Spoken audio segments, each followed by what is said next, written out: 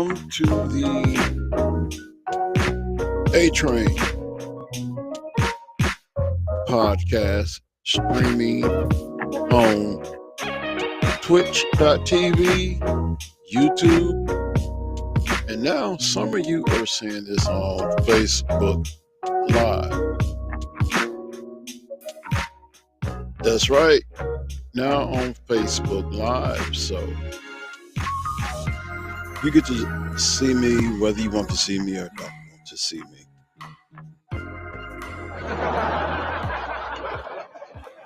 Anyway, I'm going to talk a little bit of NBA and free agency. I know we're getting geared up for the playoffs, and I'm pretty sure some of you are leaving comments or wanting to leave comments.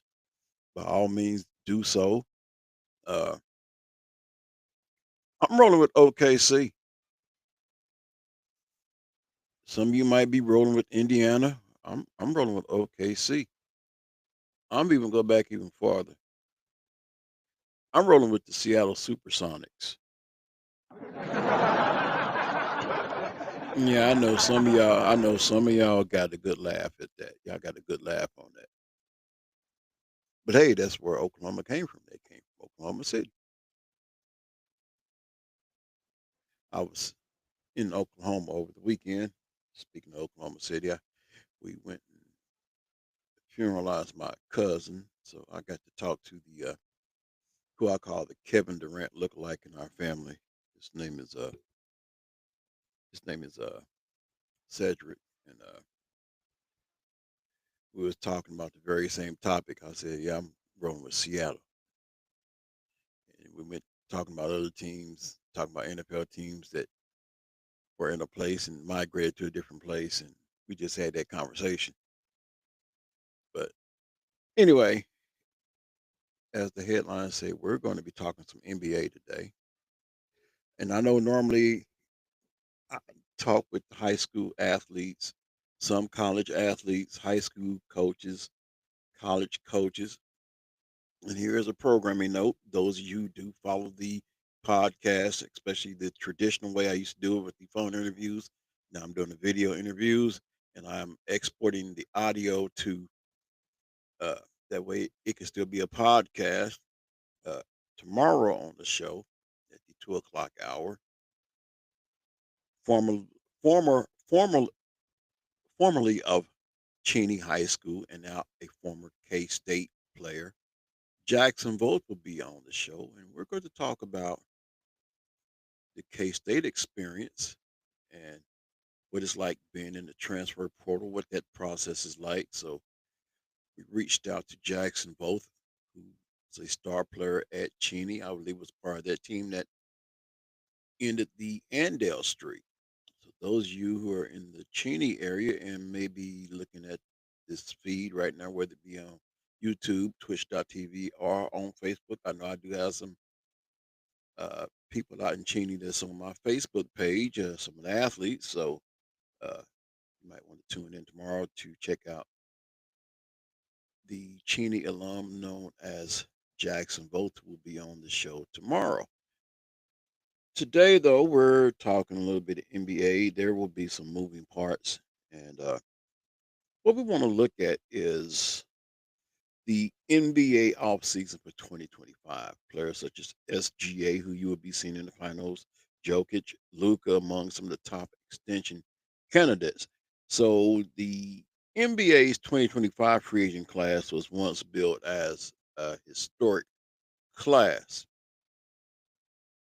You had Jason Tatum, Jimmy Butler III, Donovan Mitchell, Lauri Markkanen, Jalen Brunson, Anthony Davis, Damian Lillard, Jamal Murray, Rudy Gobert, Aaron Gordon, Derek White, and Brandon Ingram, among other stars, were expected to become free agents this season. However, changes to the extension rules in 2017 and the 2023 collective bargaining agreement have incentivized each of those 12 players to not enter free agency, taking guaranteed money 1 year early. Since the 2022 offseason, 65 veterans have extended their contracts, including 26 players last year alone. This offseason, more than 100 players, including past two MVPs and Shea Gilgis Alexander and Nikola Jokic, are eligible to extend. So here's what to expect from some of the notable players who will be eligible for extensions and what their futures in the league could possibly look like.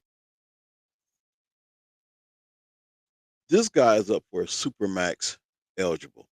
Shea Gilgis Alexander of the Thunder. Eligible to sign July the 6th. Extension deadline is October the 20th.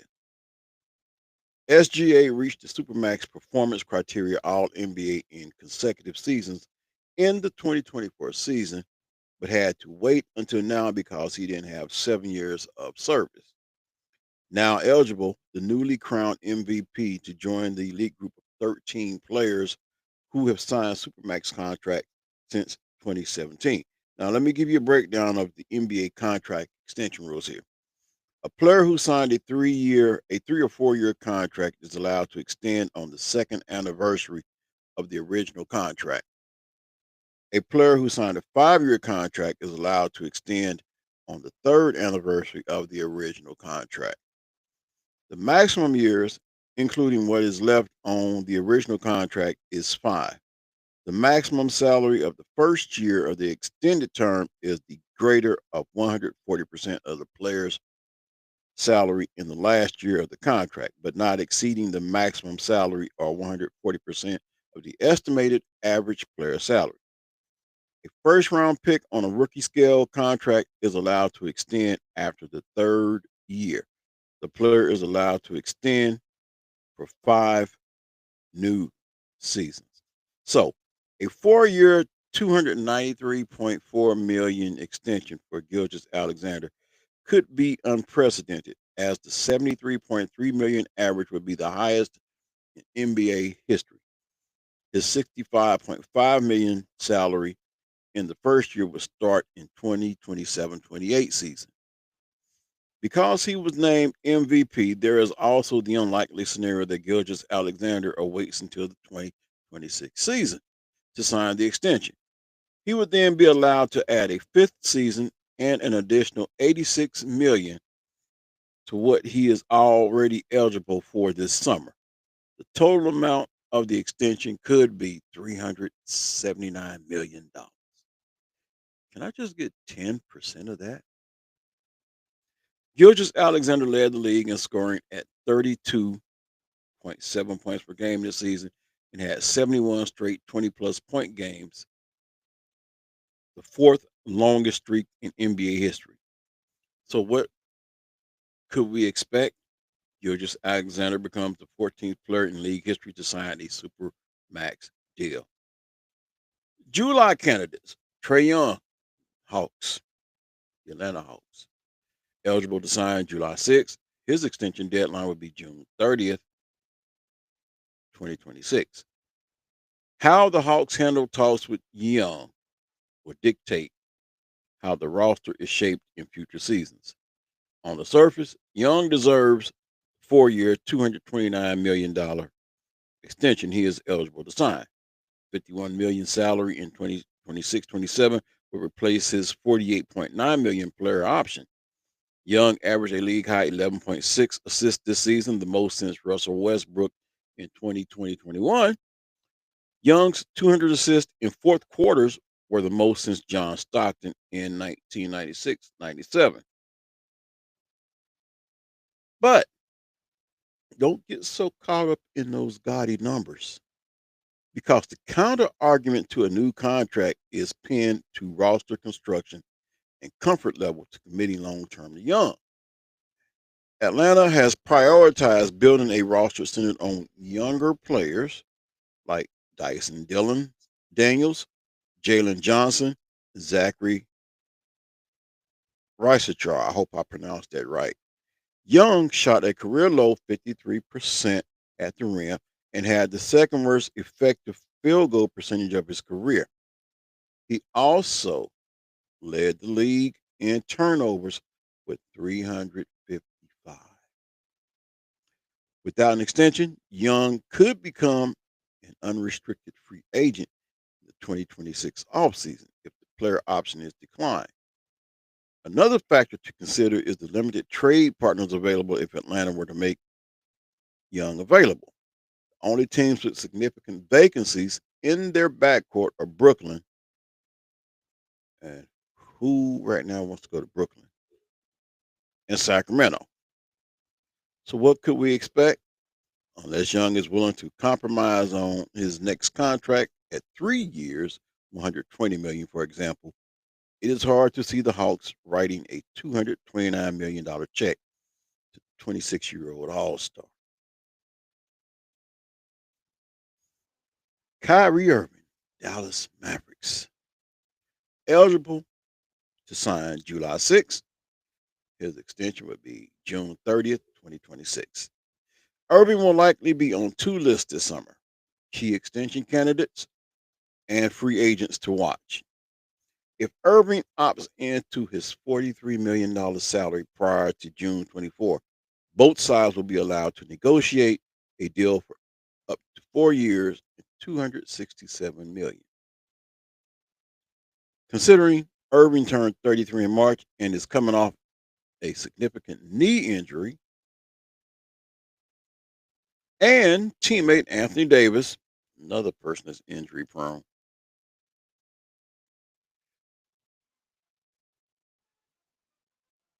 and is under contract for the next 3 seasons. However, it is difficult to see the Mavericks committing more than 2 years to an extension starting at $59 million. So, what could we expect? Irving opts out of his contract and signs a new deal with the Mavericks. The Joker, Nikola Jokic, Nuggets, eligible to sign July the 8th. Extension deadline October 21st. It was not even 3 years ago that Jokic signed a 5-year, 276 million supermax extension after Denver won its first NBA championship. And yes, that is the sound of thunder that you hear in the background. Programming note: those of you who are in the Wichita area, I'm pretty sure y'all have cell phone devices. I'm pretty sure y'all have seen the warnings. If you are out in this rain right now somewhere, please be careful. If the streets are flooded, stay away from them. I want you to be safe. Plain and simple. If you don't have to get out in it, don't get out in it.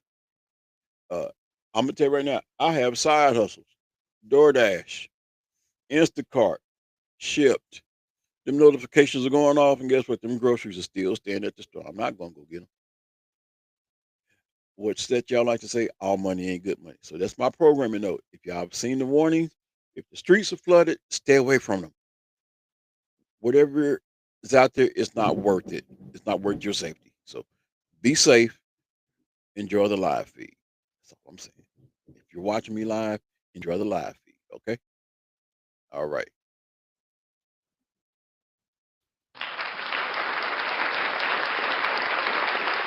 Back to regularly scheduled programming. Now the three-time MVP is eligible to track on an additional 3 seasons, $212 million, because player option in 2027-28 would be replaced with a new salary. The total value of the new money would be $152 million. But Jokic signing a new contract this offseason should not be a foregone conclusion in Denver. He was honest in assessing the current roster as not good enough or deep enough to win a championship. We definitely need to figure out a way to get more depth, Jokic said after the Nuggets were eliminated in 7 games by the Oklahoma City Thunder in the Western Conference semifinals.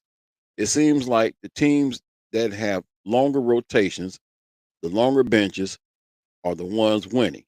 Look at Indiana and OKC, Minnesota. They have been great examples of that.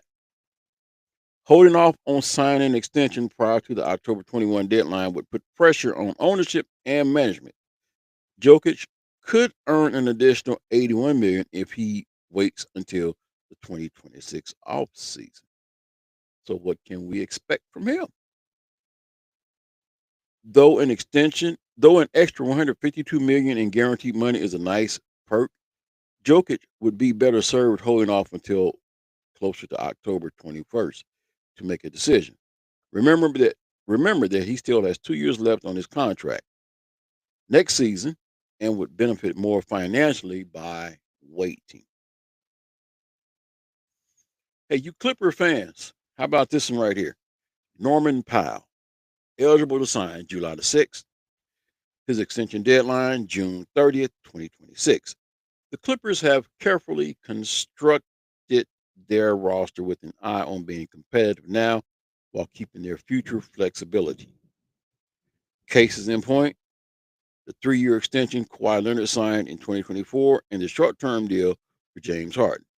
The only guaranteed salary on the Clippers book in 2027-28 is the 21 million owed to Ivica Zubac. Extension talks with Powell will test how the Clippers spin into the future. Powell is entering the last year of his contract, and there is no question he has outplayed his 19.2 million salary. Before the All-Star break, he averaged 24.2 points, 49.6% shooting from the field, and 42.8% on three-pointers. However, committing an annual salary of 30 million or more, he is eligible to sign a 4-year, $128.5 million extension. Should give the Clippers pause. Powell recently turned 32 and has played in more than 60 games just once over the past 4 seasons. What to expect? If Powell remains a priority, a 2-year, 50 million extension is a compromise for both sides. 25 million per year salary in 2027-28 will still leave the Clippers with more than 120 million in cap space available to use in free agency. Hey, Shocker fans, because I see you posting in the chat rooms. Austin Reeves, but he graduated from Oklahoma. But some Wichita State fans are just so nostalgic. They just, well, Austin Reeves played as a Shocker. There's a reason he didn't end as a Shocker. We're not going to get into that. We're talking extension deadlines and free agency.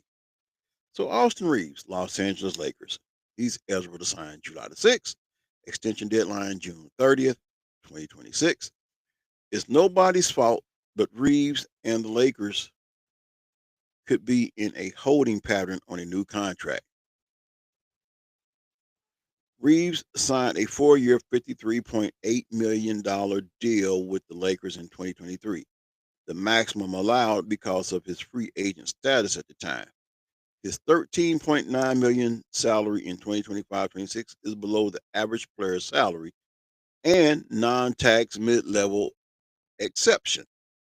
2 years later, that bargain contract could play a role in the guard becoming a free agent in the 2026 offseason. Who's to say he don't end up in Houston with Fred VanVleet?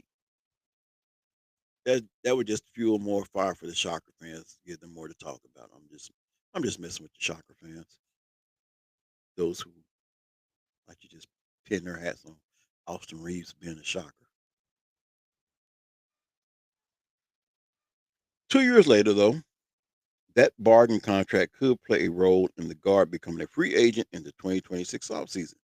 Because of his team-friendly salary, the maximum extension the Lakers can offer is 4 years, $89.2 million. The $19.9 million for the first year is 140% of the average player's salary, the most allowed under the CBA. So what could we expect? Reeves should bypass signing an extension and enter free agency in 2026. Declining the 14.9 million player option in 2026-27 would give him more financial options on a fresh contract with the Lakers. Jaren Jackson Jr., Memphis Grizzlies, eligible to sign July the 6th, extension deadline June 30th, 2026. With Jackson missing out on all NBA honors, the Grizzlies will need to get creative as it relates to an extension for the 2023 Defensive Player of the Year. Because the rookie extension Jackson signed in 2021 declines, the maximum extension allowed would be 4 years, 146.8 million, which is 150 million less than what he could sign for with Memphis as a free agent in 2026, and 75 million less than he could get with another team that has cap space. A workable solution to negotiate his $23.3 million salary with cap space and then extend him an additional 4 seasons. For example, the Grizzlies could use their 6.9 million in available room to increase his salary to 30.3 million. Memphis would then be allowed to extend him for another 4 years and 190 million. Jackson joined Anthony Davis and Victor Wembanyama as the only players to average 20 points, 1.5 blocks during the regular season. A renegotiation and extension is what to expect. If the goal for year one of the extension starts at 51 million, the max first year salary, Memphis will need to have 14 million in room to increase his pay in 2025-26. Which now leads to the next Memphis Grizzly players. Y'all know that problem child, that troubled kid. Don't let you want to be a basketball player or throw up gang signs. Yeah, we're talking about Ja Morant. Yeah, I said all that. I'm not saying something that he hasn't done. He like playing with guns and throwing up gang signs. He's done that. As talented as he is, we just need him to focus on basketball. Leave all that other stuff alone. So, who are we talking about? Yep, Ja Morant, Memphis Grizzlies, eligible to sign July 6th, extension deadline June 30th. There are layers to extension talks with Morant. There is no sense of urgency given that he still has 3 years left on the 5-year, $197 million extension he signed in 2022. There are questions of durability as injuries and suspension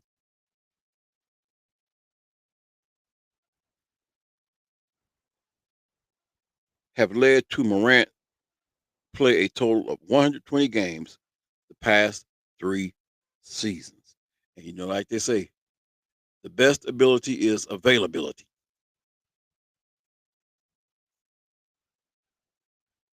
Why extend a deal by 2 years and 128.4 million for a player that cannot stay on the court?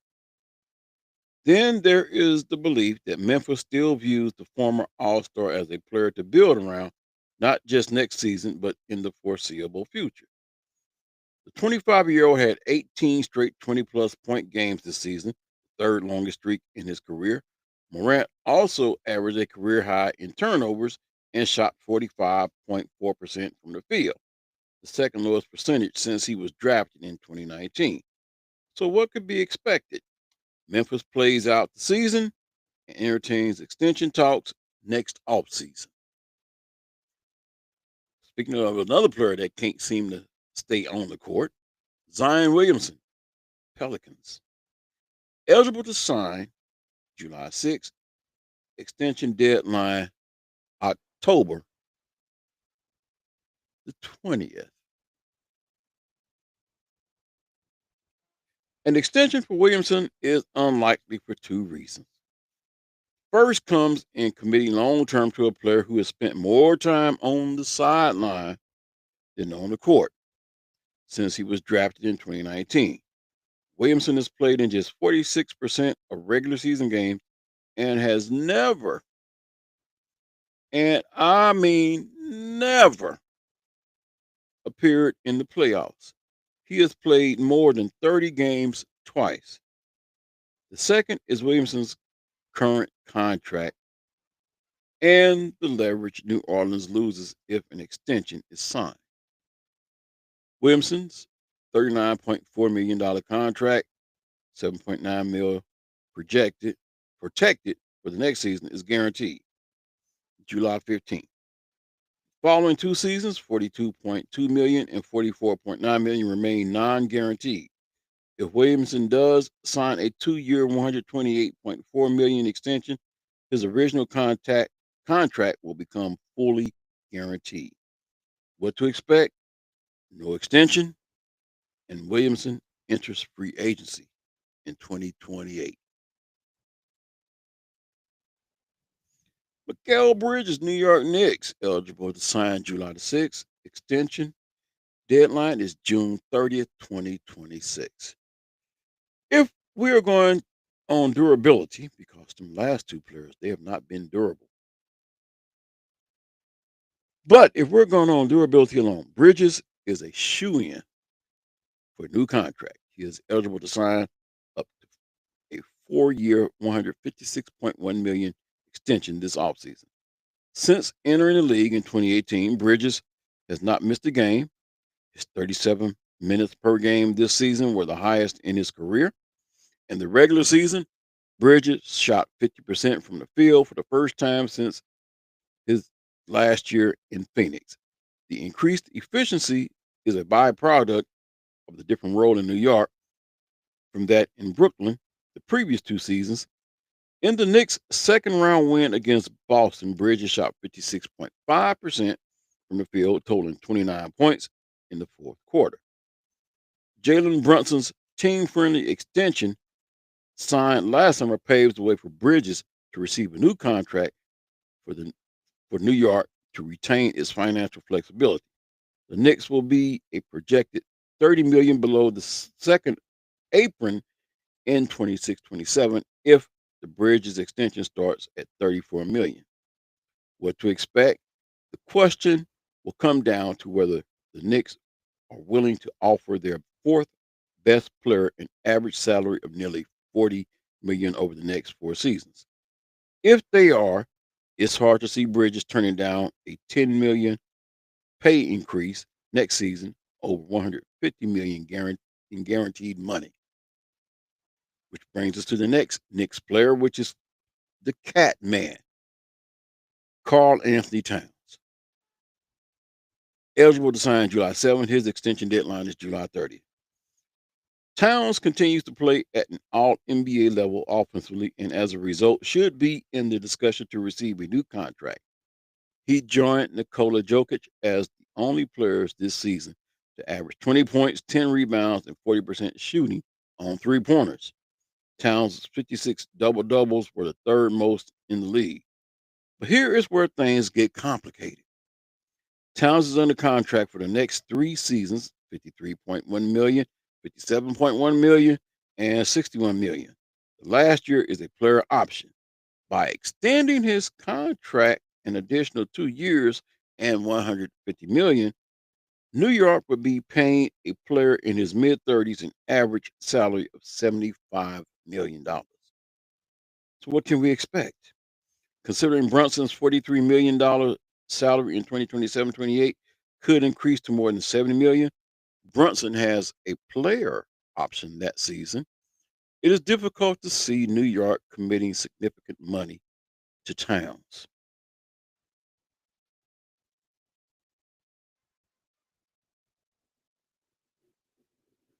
Up next, Devin Booker, the Suns, eligible to sign July the 6th, extension deadline October the 20th. There is no extension eligible player with more leverage. The reason, Suns owner Matt Ishbia saying on the record that Booker is not going anywhere.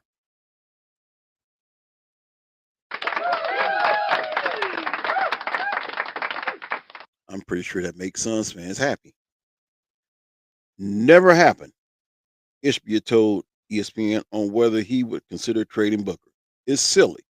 So here's what I'll tell you. I have Devin Booker in the prime.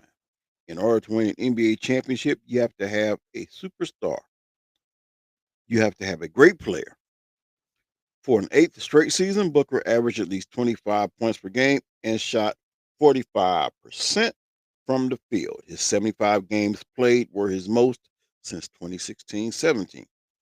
Despite having 3 years left on the 220 million supermax extension signed in 2022, Booker is eligible to add two more seasons. The 75 million average salary over both years would be the highest in league history. So what could you expect? A 2-year, 150 million extension is only fitting considering the importance Phoenix has placed on building its roster around the guard. Which leads now to Kevin Durant, eligible to sign July 6th, extension deadline June 30th, 2026. The future of Durant, along with Buck stars Giannis Antetokounmpo, will dominate this offseason. With Durant under contract for one more season, Phoenix must decide whether it wants to continue building around Durant and Devin Booker or reset the roster and explore trades.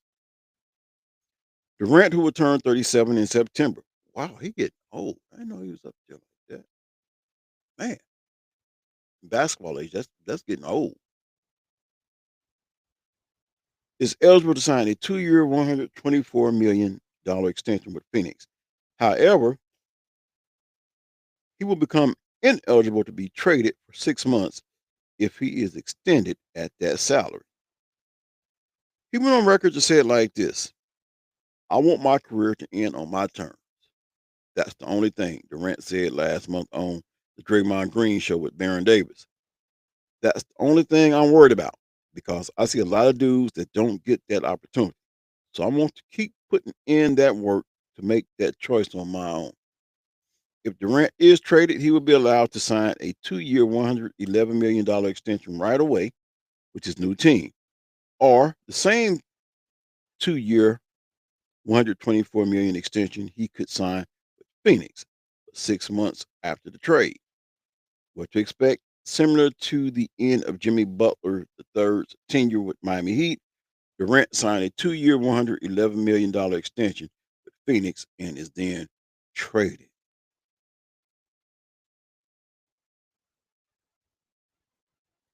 I have time to give you a few more, and then we're going to get up on out of here because I've taken up as much time as y'all would probably allow me to. And I know y'all probably have more things to do with the rest of y'all's day. One of them is called Stand Dry. Some of y'all are probably looking at Netflix, Hulu, uh, maybe taking in some baseball games, you baseball fans out there, but I don't want to take up too much more of your time. So, this next one we're going to give you here, this is going to be the wait list, waiting until August. Luka Doncic, the Lakers, eligible to sign after NBA Finals or August 2nd. Extension deadline June 30th. Doncic and the Lakers can agree to a 3-year, $160 million extension after the NBA Finals conclude. But because he was traded February the 2nd, the Lakers have to wait until August the 2nd if the goal is to extend him for the maximum allowed 4 years, 229 million. There are multiple variations of a new extension for Doncic. A 4-year, 229 million max, where the 51 million first-year salary for the 2026-27 replaces the player option for that season, and more likely a 3-year, 165 million extension that includes a player option in the third year. The short-term extension would allow Doncic to re-enter free agency sooner and potentially recoup the 345 million he lost when he was traded from the Mavericks. Shame on them. Shame on the Mavericks. Doncic, for his part, confirmed to ESPN's Malika Andrews in an interview before the postseason that his intention is to remain with the Lakers. Of course, his intention was also to remain with the Mavericks. If you don't believe me, remember the tribute that they did to him when the Lakers came to Dallas? Remember how emotional he was? I believe that the Mavericks did that. They were just trying to throw him off his game. All they did was lit a fire under him, and he just went ballistic on the Mavericks in that game. Anyway, as he said, he confirmed to ESPN's Malika Andrews in an interview before the postseason that his intention is to remain with the Lakers. But while there should be confidence in Doncic extending, Showing him what a post LeBron James roster could look like is a major priority. So, what could we expect? Doncic signs a 3-year, $165 million deal with a player option for the 2028-29 season. And this is the last one I'm going to give you, so you all can be about y'all's day. De'Aaron Fox, Spurs, eligible to sign August 3rd, extension deadline June 30th, 2026. Fox was adamant after he was traded in February that San Antonio was not going to be a pit stop in his career. Quote, there was no effing list, Fox told ESPN regarding trade talks with his former team, the Kings, at the trade deadline. There was one team. I wanted to go to San Antonio. Similar to Doncic, Fox is eligible to agree to an extension after the finals conclude, but is restricted on the amount of years and total value. The 3-year, $140.2 million extension increases to 4 years, $229 million, starting on August the 3rd. What to expect? Fox signs a 4-year, $229 million extension. And that is pretty much all I have for you today. Like I said, there's more to that, but I don't want to take up too much more of your time as we are now approaching the 39-minute mark, going on pretty much 40 minutes. Uh, hope I did a good enough job keeping you guys entertained, and hope you are staying dry because we are under flash flood warnings until 5 p.m. Actually, we just hit the 37-minute mark. Still, I took up plenty of your time. Some of you looking at me right now were probably out at Riverfest last night enjoying Marvin Sapp, uh, or you were just enjoying the festivities of the River Festival. Of course, as it always does, finds time to rain on y'all's Riverfest parade. Well, the parade was during the weekend, but it finds a way to rain on y'all's Riverfest festivities. Maybe I should say it like that. That being said, y'all have heard the warnings put out. You got cell phone devices. You've been hearing the the emergency broadcast system alert noises going off. Heed those warnings. If you do not have to get out in this, by all means, don't. Stay safe, stay dry. Well, I simply want to say I have enjoyed my time with you guys. I hope you have enjoyed me as much as I have enjoyed you. Once again, programming note tomorrow, the show will kick off at 2 o'clock. My guest will be Jackson Voth, an alum of Cheney, and now a former K State player who is in the transfer portal, looking for a new place he can call his home to play his college football at. So, looking forward to having him on. Like I say, I have the #1 podcast in the state of Kansas. Why? Because I give student athletes a voice. High school, college. I even let the coaches come on and have a say. And as I always do, I like to thank the parents who allow their students to come on my show. The students are very bright because the questions I like to ask them at the end of each show is, what is your grade point average and what is the importance of education? And can I share some with you? They all nail it. I know some of you are thinking, well, once these kids go to college, they're not really going to class. I beg to differ. Check my show out that I had with LJ Phillips. Asked what his grade point average was. And he set me up real good because the way he was talking and the way he led into it, he had me thinking it had really dipped down because he was at 3.6 in high school. He still maintained a 3.3 in college, South Dakota. So that's why I come out like my show. That's why I come out say it's the #1 podcast in the state of Kansas, because I give young people a voice. And like I say, I thank the parents for allowing their kids to come on my show. Appreciate it. Whether it be high school, girls basketball, boys basketball, football, whatever the sport is. I appreciate each and every one of y'all. So until next time, today we're going to say, stay dry. Be blessed. Be a blessing. I'm out.